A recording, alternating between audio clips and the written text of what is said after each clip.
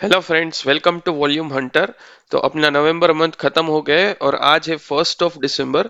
तो दिसंबर मंथ में मैंने कौन कौन से स्टॉक्स अपने वॉच लिस्ट में रखे, वो सारे स्टॉक्स मैं आपके साथ शेयर करूंगा आज, और उसमें क्या एनालिसिस है और उसमें क्यों पॉसिबल अपसाइड मुझे लग रहा है वो आपके साथ में शेयर करूंगा। So without wasting a time, let's go to the our first stock. उसका नाम है केपीआर मिल। ओके, तो केपीआर मिल में ऐसा क्या हो रहा है जिसमें मैं अच्छी खासी उसकी वजह से पॉसिबल अपसाइड एक्सपेक्ट कर रहा हूं। तो ये है केपीआर मिल का मंथली चार्ट।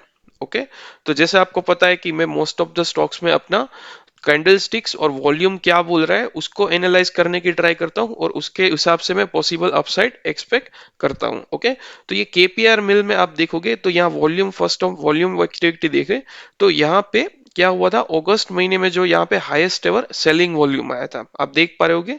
यहाँ पे नीचे आप वॉल्यूम देखोगे तो इतना सेलिंग वॉल्यूम यहाँ पे कभी भी नहीं आया था। मैं सेलिंग वॉल्यूम क्यों बोल रहा हूँ, क्योंकि यहाँ पे ये रेड कैंडल बनी थी और आप देख रहे हो कि ऊपर से रिजेक्शन कैंडल बनी थी, इसलिए मैं इसको सेलिंग वॉल्यूम कंसिडर कर रहा हूँ। ओके, बट उसके बाद आप 3 मंथ्स देखोगे तो ये सेलिंग वॉल्यूम है, उसके नीचे जाने की उसने ट्राई की, बट वहां से अच्छा खासा रिजेक्शन आके बड़ी सी ग्रीन वॉल्यूम बनाई, और यहाँ पे ये बायर्स की कैंडल बोलूंगा। क्यों?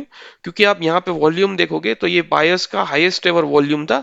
इतना हाईएस्ट एवर वॉल्यूम आप बाइंग कैंडल में यहाँ पे पहले देखोगे तो नहीं आया था। ओके, और उसके बाद ये जो 3 कैंडल बनी है ये रेड वॉल्यूम के बाद, तो यहाँ पे आपको क्या दिख रहा है, ये है ट्राइंगल पैटर्न। ये देख रहे होगे, ये आप ये जो बड़ी कैंडल और ये है, और वो भी है engulf candle, bullish engulf candle. क्यों? क्योंकि ये जो प्रीवियस कैंडल है उसके लो से इसका लो उससे कम है, और इस ये जो ग्रीन कैंडल है उसका हाई इसकी प्रीवियस कैंडल से हाई है, और उसने यहाँ पे ट्राइंगल पैटर्न भी बनाई है। अगर आप मेरी चैनल को रेगुलर फॉलो करते हो तो यहाँ पे मैंने अभी एक रिसेंटली वीडियो अपलोड किया था कि मेरी 3 कैंडल वाली मल्टी बिगर स्ट्रिंग स्ट्रेटजी। तो उसमें क्या था, ये जो सेकंड कैंडल है वो बुलिश एंगल पैटर्न बनती है, और उसके बाद ये जो इनसाइड बार बनती है उसके बाद। ओके, तो यहाँ पे आप केपीआर मेल में देखोगे तो ये यहाँ पे बुलिश एंगल पैटर्न बनी, और यहाँ पे उसके बाद उसने नेक्स्ट इनसाइड बार बनाई, और उसके वाली जो थर्ड कैंडल है वो उसके भी अंदर इनसाइड बार बनाई है। तो ये 3 कैंडल मिला के यहाँ पे ट्राइंगल पैटर्न का भी कॉम्बो बन रहा है। वॉल्यूम भी आपको अच्छा खासा सपोर्ट कर रहा है यहाँ पे, और यहाँ पे ये जो मैंने वीडियो आपके साथ शेयर किया था, ये 3 कैंडल वाली जो मेरी स्विंग स्ट्रेटेजी है वो भी फुलफिल हो रही है। तो यहाँ पे मुझे ट्रायंगल पैटर्न का कॉम्बो भी मिल रहा है, और यहाँ पे वॉल्यूम एनालिसिस भी अच्छा मुझे दिख रहा है। तो इसके लिए मेरा फर्स्ट जो स्टॉक है केपीआर मिल, ये मेरे रडार में है। और यहाँ पे अगर ये आने वाले टाइम में इसका जो ये इनसाइड कैंडल का हाई है विच इज 995, उसको अगर ये ब्रेक करता है तो यहाँ पे मैं अपनी एंट्री प्लान करूंगा, और यहाँ पे इसका स्टॉप लॉस में क्या रखूंगा, यहाँ पे इसका स्टॉप लॉस रखूंगा 813। ओके, तो this is just my analysis friend, आप अपने हिसाब से खुद से एक बार देखना कि आपको क्या लग रहा है, वो आप मुझे कमेंट बॉक्स में बता सकते हो। और आपका कुछ क्वेरी भी है इस पर्टिकुलर स्टॉक के रिगार्डिंग तो आप मुझे कमेंट बॉक्स में बता सकते हो, तो I will try to answer from my analysis. So this is a first stock KPR Mill, जो मुझे सबसे अच्छा लग रहा है। मेरे जितने भी वॉच लिस्ट में स्टॉक्स है उसमें सबसे अच्छा मुझे लग रहा है केपीआर मिल। और एक और चीज फ्रेंड्स, ऐसी सिमिलर पैटर्न यहाँ पे इससे पहले रामको सीमेंट पे बनी थी। अगर मैं उसका चार्ट आपके साथ शेयर करूं तो देखो, ये रामको चार्ट का एनालिसिस है। इसमें क्या हुआ था, देखो इसमें ट्राइंगल पैटर्न जब यहाँ पे बनी हुई थी, ये आप देख पा रहे होगे, बड़ी कैंडल उसके अंदर छोटी कैंडल और उसके अंदर छोटी कैंडल। ओके, और यहाँ पे आपको क्या मिल रहा है, मैंने ये जो बताया था 3 कैंडल वाली मल्टी बिगर स्ट्रेटजी, उसमें भी सेम हुआ था। देखो ये यहाँ पे बुलिश एंगल पैटर्न बनी है, और उसके बाद यहाँ पे इसने एक इनसाइड कैंडल बनाई है। ओके, और यहाँ पे वॉल्यूम एक्टिविटी देखोगे फ्रेंड्स, यहाँ पे हाईएस्ट एवर बाइंग वॉल्यूम आया था। उसके बाद सेलर ने उसको एकदम से नीचे लाने की ट्राई की, बट यहाँ पे ये नहीं कर पाया। और जैसे ही आने वाले टाइम में यहाँ पे ट्रायंगल पैटर्न का ब्रेकआउट हुआ, अब यहाँ पे ये कौन सी ये ट्रायंगल पैटर्न का ब्रेकआउट कौन से प्राइस पे हुआ था, 840.9 पे। यहाँ पे आप हाई देख पा रहे होगे, ये जो थर्ड इनसाइड कैंडल बनी थी उसका हाई था 840.9, और यहाँ पे आप देख रहे हो क्विक रिटर्न आपको मिल गया है 3 या 4 महीने में, और इसका उसने अभी हाई बनाया 1022। तो सिमिलर पैटर्न यहाँ पे केपीआर मिल में भी बन रही है यहाँ पे, तो इसलिए मुझे सबसे अच्छा स्टॉक जो लग रहा है वो है केपीआर मिल। ओके, और ये इवन रामको सीमेंट में अगर आने वाले टाइम में अगर ये थोड़ा सा करेक्शन दिखा के यहाँ पे ये फिर से ये अपना जो सपोर्ट है यहाँ पे ये टेस्ट करने आता है अराउंड 870 या फिर यहाँ पे 930 के आसपास आएगा, तो मैं इसको एंट्री फिर से लेने की ट्राई करूंगा। ओके, और उसके बाद अपना नेक्स्ट स्टॉक है के फिनटेक। देखो ये आप देख पाओगे ऑलरेडी बहुत सारे बहुत अच्छे अप ट्रेंड में चल रहा है। तो ये स्टॉक यहाँ पे मुझे क्यों अच्छा लग रहा है अगर मैं आपको दिखाऊं, देखो यहाँ पे आप देख पा रहे हो कि highest ever buying volume post हुआ था। ओके, आप देख पा रहे होगे हाईएस्ट एवर यहाँ पे जो बाइंग वॉल्यूम आया था वो था अगस्त महीने में। उसके बाद क्या हुआ था यहाँ पे, इसने यहाँ पे एक महीने उसने यहाँ पे पॉज लिया और उसने उसके बाद यहाँ पे इसने बियरिश एंगल्स पैटर्न बने। ये आप देख पा रहे हो कि इसकी ये जो कैंडल है अक्टूबर महीने की, उसका हाई उसकी प्रीवियस कैंडल से हाई है और उसका लो उसकी प्रीवियस कैंडल के लो से कम है, तो मैं इसको बोलता हूँ बियरिश एंगल पैटर्न। और उसके बाद अभी ये जो करंट मंथ का क्लोजिंग या फिर करंट मंथ का हाई है, उसने ये बियरिश एंगल पैटर्न को ब्रेक करके ये जो हाईएस्ट एवर वॉल्यूम पोस्ट किया था अगस्त महीने का हाई, उसको भी उसने यहाँ पे ब्रेक किया है। ओके, तो आने वाले टाइम में फिर से ये अगर ये इसके ऊपर निकलता है 1189 के ऊपर, ये मेरी एंट्री प्लान करूंगा with a stop loss of 930। Okay, तो ये मुझे ये सबसे अच्छा सेकंड जो मेरा सबसे अच्छा स्टॉक लग रहा है वो है के फिनटेक। यहाँ पे मुझे वॉल्यूम भी सही मिला हुआ है। उसके बाद यहाँ पे बियरिश एंगल पैटर्न बनी है, उसका उसने लो ब्रेक नहीं किया, बट यहाँ पे आप बुल देख पाओगे बुल्स यहाँ पे बहुत अच्छी स्ट्रेंथ दिखा रहे हैं और उसका हाई उसने यहाँ पे ब्रेक कर दिया है। ओके, तो सेकंड स्टॉक है जो के फिनटेक, जो मुझे अच्छा लग रहा है। उसके बाद अपना थर्ड स्टॉक है जेन टेक्नोलॉजीज। ये एक डिफेंस सेक्टर का स्टॉक है फ्रेंड्स। आप यहाँ पे देख पाओगे बहुत ही अच्छे खासे अप ट्रेंड में ये चल रहा है। ओके, यहाँ पे क्या बना हुआ है, यहाँ पे आप देख पाओगे ये यहाँ पे इसने एक बुलिश एंगल पैटर्न बनाई है। देखो ये जो तीन कैंडल वाले जो मेरी मल्टीवेगर स्ट्रेटजी है, आपने नहीं देखा तो ये वीडियो मैं डिस्क्रिप्शन बॉक्स में भी दे दूंगा और यहाँ पे आप आई बटन पे भी देख पाओगे। इसमें मैंने पूरा डिटेल में एनालिसिस किया है कि ये एग्जैक्टली मेरी स्ट्रेटजी क्या है। तो उसमें जो कैंडल स्टिक्स पैटर्न मैंने आपके साथ शेयर की थी वो सिमिलर पैटर्न यहाँ पे भी बन रही है।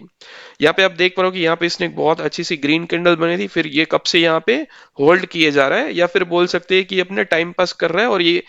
और यहाँ पे इसने क्या किया है, ये बुलिश एंगल पैटर्न बनाई थी और इसके बाद यहाँ पे इसने एक मंथ वेट किया है। ओके, ये एक कैंडल स्टिक पैटर्न है और उसके साथ मुझे यहाँ पे क्या अच्छा लग रहा है, अगर ये इसका मैं आपको क्या बोलते हैं शेयर होल्डिंग पैटर्न दिखाऊं। ये देखो जेन टेक्नोलॉजी, ये मैंने स्क्रीनर डॉट इन में ये वेबसाइट खोली है। ये एक डिफेंस सेक्टर का स्टॉक है फ्रेंड्स। अगर इसके आप पीएस कंपनीज भी देखोगे तो इसमें यहाँ पे क्या आ रही है, कोचिन शिपयार्ड, गार्डन रिच, जेनटेक, यहाँ पे आप देख पा रहे होगे। तो ये एक डिफेंस सेक्टर का स्टॉक है और इसमें जो मुझे एक अच्छी चीज लगी वो मैं आपको दिखाऊं।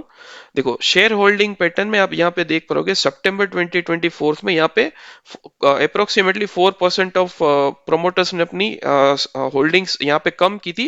बट यहाँ पे आप नीचे देखोगे तो वो जो होल्डिंग कम की वो ली किसने, एफ आई आई ने और डी आई ने। यहाँ पे आप देख पा रहे होगे एफ आई आई की परसेंटेज 3% से हो गई है 5.72 और डी आई की हो गई है 3.37 से 8.05। और पब्लिक होल्डिंग देखोगे तो आप ये 30.94 से कम होके 34.49 हो गए, मतलब ऑलमोस्ट क्लोज टू 3.5% भी यहाँ पे कम हो गए। और जो प्रोमोटर्स ने भी होल्डिंग सेल की है वो ली है एफ आई आईज ने और डी आई आईज ने।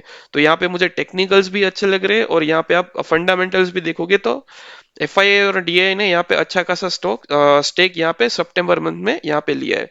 तो इसीलिए आने वाले टाइम में जब ये इसकी ये 1997 का हाई ब्रेक करेगा तो इसमें मैं अपनी एंट्री प्लान करूंगा विथ स्टॉप लॉस ऑफ 1583, ये जो कैंडल है ग्रीन कैंडल उसका लो। ओके, तो ये हो गया अपना थर्ड स्टॉक। उसके बाद है इंडिया सीमेंट। देखो इंडिया सीमेंट में क्या हुआ है, अगर इसमें आपको इसका मल्टी ईयर को इसका चार्ट दिखाऊं तो यहाँ पे आप देख पाओगे यहाँ पे 2007 में इसने हाई लगाया था 322 रुपीज का।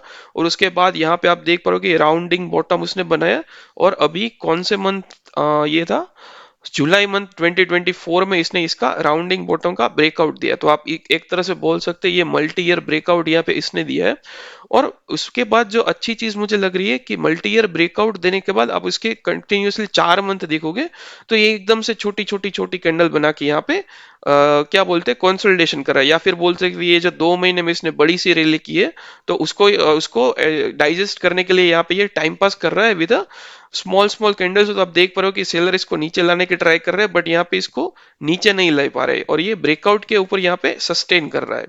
देखो अगर ये इसको ब्रेकआउट यहाँ पे मैं आपको दिखाऊं,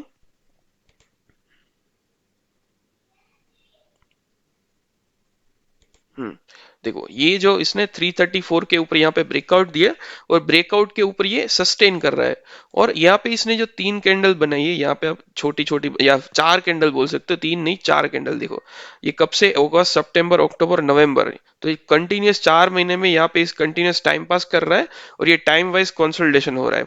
और यहाँ पे इसने ये जो क्या बोलते सितंबर मंथ में ये जो कैंडल बनाई थी वो बुलिश एंगल पैटर्न बनाई थी। क्यों? क्योंकि इसका हाई प्रीवियस कैंडल के हाई से ज्यादा है और इसका लो प्रीवियस कैंडल की कैंडल से लो है। और यहाँ पे नेक्स्ट 2 मंथ में उसने लो ब्रेक किया बट उसके नीचे क्लोजिंग नहीं दे पाया। तो अब देख पा रहे हो जैसे ही नीचे आ रहा है बायर्स इसको क्लोजिंग ऊपर लेके जा रहे हैं। तो आने वाले टाइम में जब ये 381 के ऊपर निकलेगा तो यहाँ पे मैं अपनी एंट्री प्लान करूंगा विद स्टॉप लॉस ऑफ 349। तो ये इंडिया सीमेंट मुझे इसीलिए अच्छा लग रहा है। इवन आप इसका वीकली चार्ट देखोगे, देखो वीकली चार्ट में आप कितना ये ब्यूटीफुली यहाँ पे सस्टेन कर पा रहा है और यहाँ पे छोटी छोटी कैंडल बना के यहाँ पे टाइम पास कर रहा है। ओके, तो this is the next stock. और अपना जो फाइनल स्टॉक है उसका नाम है आईसीआईसीआई बैंक। आईसीआईसीआई बैंक मुझे क्यों अच्छा लग रहा है?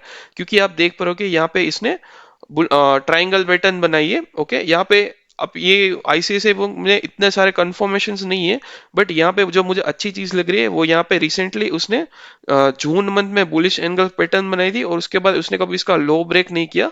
उसके बाद ये स्लोली ऊपर जा रहा है और अभी यहाँ पे इसने ट्राइंगल पैटर्न बनाई है, आप देख पा रहे होगे। सितंबर मंथ, उसके बाद अक्टूबर मंथ और उसके बाद नवंबर मंथ। तो यहाँ पे कंटिन्यूस 3 इनसाइड कैंडल बना के यहाँ पे है।